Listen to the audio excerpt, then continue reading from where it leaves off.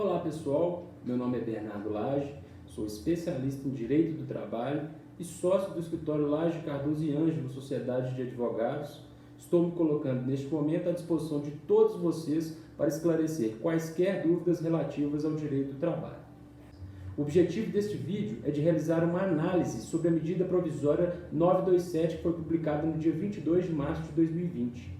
Essa norma dispõe sobre medidas trabalhistas para enfrentamento do estado de calamidade pública decorrente da pandemia do coronavírus. Nesta manhã, eu recebi uma avalanche de dúvidas que me foram direcionadas por diversos clientes. Então, desta forma, resolvi elaborar este vídeo para dirimir algumas delas. Inicialmente, vamos começar a abordagem da medida provisória do tocante ao teletrabalho. O teletrabalho, trabalho remoto ou trabalho à distância é a prestação de serviço preponderante ou totalmente fora das dependências do empregador, com utilização de tecnologias da informação e comunicação que, por sua natureza, não configurem o trabalho externo. Para que seja válida a alteração na forma de trabalho, o empregador deverá notificar o empregado com 48 horas de antecedência e necessariamente por escrito. O tempo de uso nos aplicativos e programas de comunicação não serão considerados hora à disposição. A medida provisória autorizou também o trabalho remoto para aprendizes e estagiários. Agora vamos abordar sobre a temática de férias que foi flexibilizada por essa medida provisória.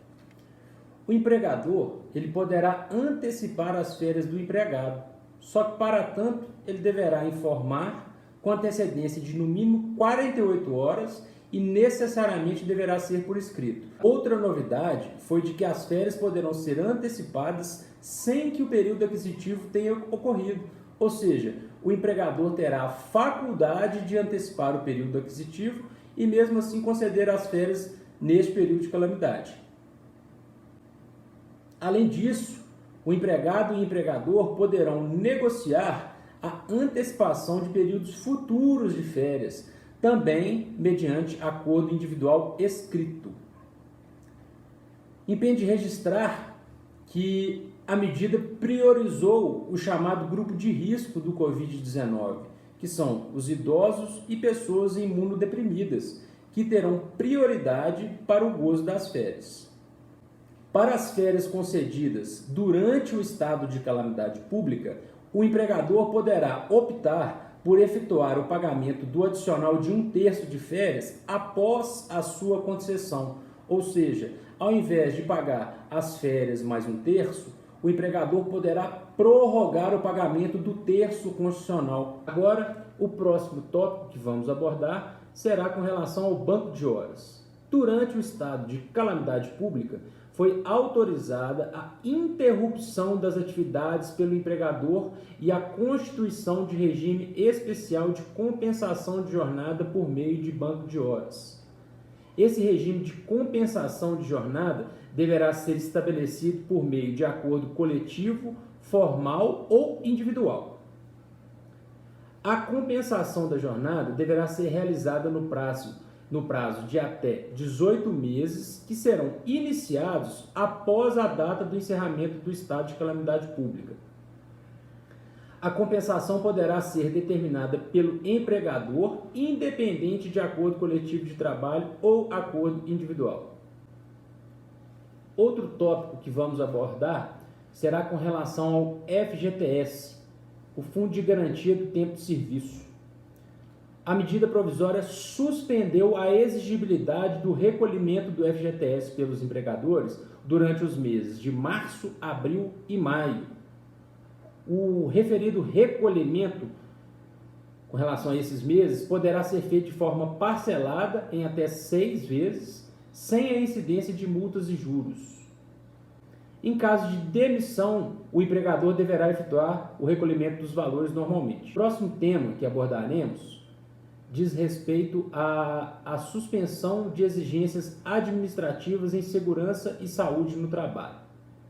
Durante o estado de calamidade pública, fica suspensa a obrigatoriedade de realização dos exames médicos ocupacionais, clínicos e complementares, com exceção aos exames demissionais. Com relação aos exames demissionais, poderão ser realizados em até 60 dias após o encerramento do estado de calamidade pública. Registra-se que o exame demissional poderá ser dispensado caso o exame médico ocupacional mais recente tenha sido realizado há menos de 180 dias.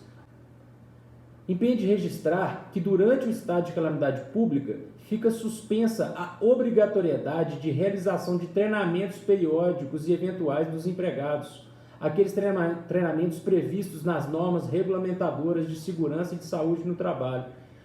Um tópico que nós tínhamos trabalhado bastante para falar e explicar, que gerou bastante polêmica, foi objeto de muito questionamento com relação aos clientes, era com relação à suspensão do contrato de trabalho por até 4 meses. Ocorre que o artigo 18 da medida provisória foi revogado pelo presidente Jair Bolsonaro, então não mais tem valia. Agora nós vamos trabalhar com as outras disposições em matéria trabalhista dispostas nessa medida provisória. Vale ressaltar que durante o estado de calamidade, sempre, será permitido aos estabelecimentos de saúde, mediante acordo individual escrito, a prorrogação da jornada de 12 por 36, mesmo em áreas insalubres. Será possível adotar escala de horas suplementares entre a 13ª e a 24ª hora do intervalo interjornada, aquele entre uma jornada e outra, sem que haja penalidade administrativa, sendo certo que está garantido ao trabalhador o repouso semanal remunerado. As referidas horas suplementares que estamos falando poderão ser compensadas no prazo de 18 meses, contado da data de encerramento do estado de calamidade pública por meio do banco de horas, ou deverão ser remunerados como horas extras, e coincidência do adicional e reflexo nas demais parcelas. Estão suspensos pelo período de 180 dias os prazos processuais para apresentação de defesa ou recursos em processos administrativos oriundos de autos de infrações trabalhistas e notificações de débitos de FGTS. Muito importante frisar que a referida medida determinou que os casos confirmados de Covid-19 não serão considerados doenças ocupacionais, salvo se houver comprovação entre o nexo causal da contaminação e o trabalho. Vale ressaltar também sobre os acordos coletivos de trabalho e as convenções coletivas de trabalho vencidas ou vincendas. Elas poderão ser prorrogadas pelo prazo de 180 dias contados da data de entrada em vigor da medida provisória e poderão ser prorrogadas a critério do empregador pelo prazo de 90 dias após o término final do prazo. A medida também restringiu a atuação dos auditores fiscais do trabalho durante o período de 180 dias, uma vez que deverão atuar de forma exclusivamente orientadora, com exceção às irregularidades descritas no artigo 31. Vale ressaltar também que todas essas alterações valerão para seletistas temporários e trabalhadores rurais.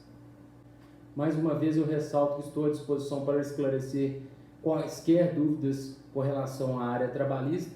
Agradeço a todos pela atenção. Um grande abraço.